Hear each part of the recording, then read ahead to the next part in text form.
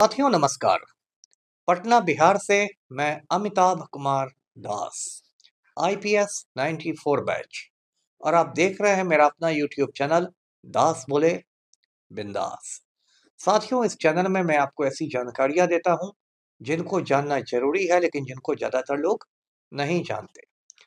आज मैं आपको मंजूषा पेंटिंग के बारे में बताऊंगा, जो बिहार के भागलपुर क्षेत्र की लोक कला है। ये बहुत रोचक और ज्ञानवर्धक वीडियो है, इसे आखिर तक दिल थाम कर देखिए। साथियों, मंजूषा का शाब्दिक अर्थ है बॉक्स, यानी बक्सा। और ये जो मंजूषा पेंटिंग है, ये बिहार के पूर्वी हिस्से में यानी कि भागलपुर और आसपास के हिस्सों में बनाई जाती है। ये जो इलाका है, इसको प्राचीन जमाने में, प्राचीन काल में अंग देश के नाम से जानते थे। आप में से जिन लोगों ने इतिहास पढ़ा होगा उनको पता होगा कि गौतम बुद्ध के जमाने में भारत में 16 महाजनपद थे। कोई कौशल था, कोई अंग था, कोई मगध था। बाद में इसमें मगध जो था वो सबसे शक्तिशाली महाजनपद के रूप में उभरा। वो तो एक साम्राज्य ही बन गया, लेकिन उसी में एक अंग देश भी था। और अंग देश का एक बड़ा शहर था, चंपा नगरी उसे कहते हैं। तो इसी अंग देश में जो भाषा बोली जाती है वो मैथिली का ही एक रूप है, उसे अंगिका कहते हैं। मंजूषा पेंटिंग का इतिहास इतना पुराना है कि जब विक्रमशिला विश्वविद्यालय का उत्खनन हुआ, जब विक्रमशिला विश्वविद्यालय के खंडहर निकले बाहर, तो उसमें भी ऐसी ऐसी चीजें मिली जिसे लगा कि उस जमाने में भी मंजूषा पेंटिंग का, मंजूषा कला का अस्तित्व था। अब ये जो मंजूषा पेंटिंग है, ये एक लोक कथा पर आधारित पेंटिंग है, और वो लोक कथा है बिहुला विषहरी की। इस लोक कथा को मैं आपको संक्षेप में बताता हूं। ऐसा हुआ कि एक चांदो सौदागर नाम का व्यक्ति था। उसके 6 बेटों की मौत हो गई। जो 7वां बेटा था उसका नाम था बाल लखेंद्र। बाल लखेंद्र की शादी हुई बिहुला नाम की लड़की के साथ।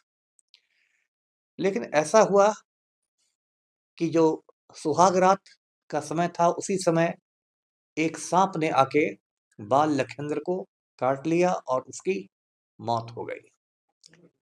मतलब सुहाग रात के समय ही जो बिहुला थी वो विधवा हो गई। लेकिन बिहुला ने हार नहीं मानी। उसने कहा कि मैं अपने जो मृत पति है उसको जीवित करूंगी, और उसके लिए उसने एक मंजूषा के आकार की नाव बनवाई। कहते हैं कि खुद विश्वकर्मा ने उस नाव को बनाया, और उस मंजूषा जैसे नाव में बैठकर बिहुला अपने पति को लेके, बाल लखेंद्र के मृत शरीर को लेके स्वर्ग पहुंच गई। और कहते हैं कि जो भगवान थे वो इतना प्रसन्न हुए बिहुला पर कि उन्होंने बाल लखेंद्र को जीवन दान दे दिया, यानी वो फिर से जिंदा हो गया।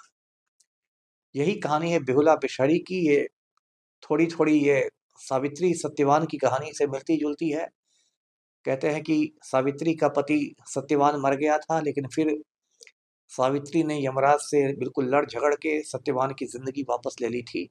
तो थोड़ी उसी जैसी कहानी है। अब साथियों, ये जो मंजूषा पेंटिंग है, इस पेंटिंग की विशेषताओं के बारे में मैं आपको बताता हूँ। ये जो पेंटिंग है, इसमें बॉर्डर का बहुत महत्व होता है। बॉर्डर यानी चारों ओर जो पेंटिंग को घेर कर रखता है।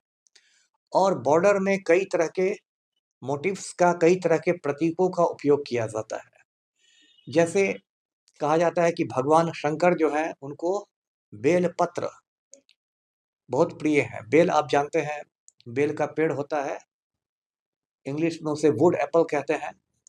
बेल पत्र से माना जाता है भगवान शंकर को शांत किया गया था। तो बेल पत्रों से भी वो बॉर्डर बनाया जाता है, उसे बेल पत्र बनाए जाते हैं बॉर्डर में। एक दूसरा जो प्रतीक है जिससे बॉर्डर बनाया जाता है, वो प्रतीक है लहरिया का। माना जाता है कि जिस पानी में ये मंजूषा नाव गई थी बिहुला को लेकर, उस पानी में जो लहरें उठ रही थी वो उसका प्रतीक है, वो लहरिया बॉर्डर है। एक तीसरे तरह से जो बॉर्डर बनाया जाता है वो चंपा के फूलों का बनाया जाता है। चंपा एक फूल होता है जिसको इंग्लिश में फ्रंगी पानी कहते हैं। वो चंपा के फूलों का बॉर्डर तैयार किया जाता है। इसके अलावा साथियों, मंजूषा पेंटिंग की दूसरी विशेषता है कि उसमें सभी रंगों का इस्तेमाल नहीं किया जाता है। उसमें सिर्फ 3 रंगों का इस्तेमाल किया जाता है। वो रंग हैं गुलाबी, हरा और पीला। इन्हीं 3 रंगों का इस्तेमाल किया जाता है। और आप ये कह सकते हैं कि पहले के ज़माने में ये रंग प्राकृतिक होते थे।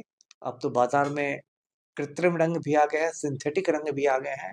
लेकिन जब प्राकृतिक रंगों का भी ज़माना था तो इन्हीं रंगों का इस्तेमाल होता था। जैसे सरसों के फूल से पीला रंग बनाया जाता था।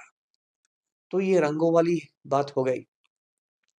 एक जो विशेषता है मंजूषा पेंटिंग की, वो ये है कि उसमें जो बनाए जाते हैं आदमी या औरत, वो इंग्लिश के एक्स लेटर के शेप में बनाए जाते हैं।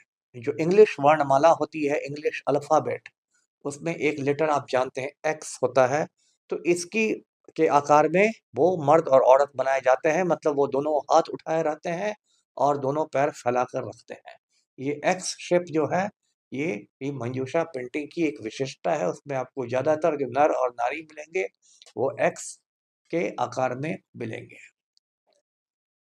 साथियों, एक जो और महत्वपूर्ण बात मंजूषा पेंटिंग के बारे में है, वो है कि कुछ साल पहले इस पेंटिंग को जीआई टैग मिल गया। अब आप कहेंगे कि ये जीआई टैग क्या होता है? तो जीआई का मतलब है ज्योग्राफिकल इंडिकेशन। यदि कोई पकवान या कोई कला या कोई जीव जंतु किसी क्षेत्र में ज़्यादा पाया जाता है, वहाँ का स्थानीय वो होता है, तो उस चीज़ को जीआई टैग दिया जाता है। जैसे मखाना को भी जीआई टैग मिल चुका है क्योंकि वो दरभंगा में ज़्यादा उपजता है, एक स्थानीय इसमें है। या फिर रसगुल्ला को जीआई टैग दे दिया गया है क्योंकि वो बंगाल में ज़्यादा बनता है, बंगाल से उसकी उत्पत्ति हुई है। तो इसी तरह इसको जीआई टैग मिल चुका है। और जीआई टैग दिलाने का काम किया था, पटना में एक है उपेंद्र महारथी शिल्प अनुसंधान संस्थान। ये पटना का जो औद्योगिक एरिया है, पाटलिपुत्र इंडस्ट्रियल एरिया जिसको कहते हैं, मेरे घर से ज़्यादा दूर नहीं है। वहाँ पर ये उपेंद्र महारथी शिल्प संस्थान है जो बिहार सरकार का उद्योग विभाग चलाता है। इस शिल्प संस्थान में बहुत सारे कलाकारों का प्रशिक्षण होता है। यहाँ एक छोटा मोटा संग्रहालय भी है। कभी आपको मौका मिले तो वहाँ जाकर जरूर घूमिए। उपेंद्र महारथी उड़ीसा के रहने वाले थे लेकिन बिहार में काफ़ी समय रहे और उन्होंने बहुत सारी चीज़ों का, कलाकृतियों का संग्रह किया था। तो उपेंद्र महारथी संस्थान ने ही कुछ साल पहले पहल की और उसकी पहल पर ही मंजूषा पेंटिंग को जीआई टैग मिला है, जो एक बड़ी उपलब्धि कही जा सकती है। साथियों, मंजूषा पेंटिंग के बारे में मैं ये बता दूं कि विक्रमशिला एक्सप्रेस एक ट्रेन है जो भागलपुर से नई दिल्ली के बीच चलती है। तो इस ट्रेन के बाहरी हिस्से पर मंजूषा पेंटिंग ही बनाया गया है और इस पेंटिंग की वजह से विक्रमशिला एक्सप्रेस की एक खास पहचान है। मुझे याद आता है जब मैं बच्चा हुआ करता था तो जयंती जनता एक ट्रेन हुआ करती थी।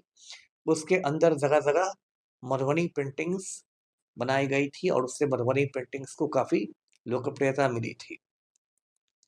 साथियों, ऐसे जो है मंजूषा पेंटिंग्स के बहुत सारे कलाकार हुए। उसे माना जाता है कि एक चक्रवर्ती देवी नाम की एक महिला थी। वो महिला को इसका एक बहुत बड़ा और कह सकते हैं कि सबसे प्रसिद्ध कलाकार माना जाता है।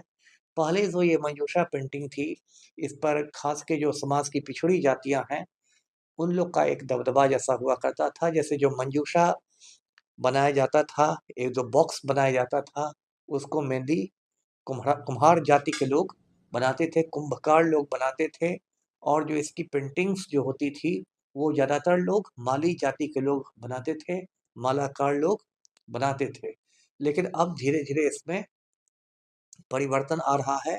अब दूसरी जातियों के लोग भी मंजूषा पेंटिंग बना रहे हैं। एक बार मैं उपेंद्र महारथी संस्थान में ही गया था कुछ साल पहले। एक कार्यशाला चल रही थी, वर्कशॉप चल रहा था मंजूषा पेंटिंग का। तो मुझे एक उलूपी झा नाम की एक कलाकार मिली।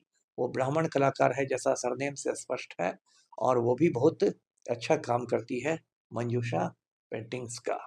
साथियों, मेरी रुचि कुछ साल पहले मंजूषा पेंटिंग्स में जगी थी, जब मैं जमालपुर में तैनात था, मुंगेर जिला में, और भागलपुर पास में ही पड़ता था।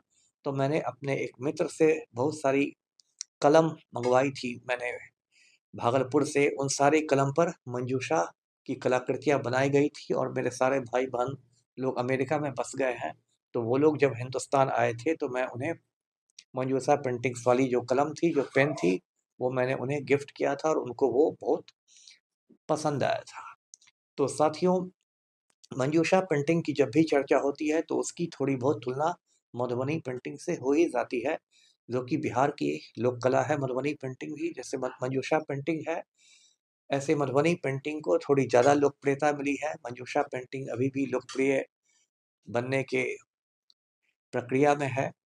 एक बड़ा अंतर जो कह सकते हैं मधुबनी पेंटिंग और मंजूषा पेंटिंग में, वो ये है कि जो मंजूषा पेंटिंग है पूरी तरह एक लोक कथा पर आधारित है, बेहुला बिषहरी की लोक कथा पर आधारित है। लेकिन मधुबनी पेंटिंग किसी खास कथा पर नहीं आधारित है। उसमें बहुत सारी धार्मिक रीति रिवाजों को, बहुत सारे धार्मिक प्रतीकों को दिखाया जाता है। तो आज का वीडियो यहीं तक था।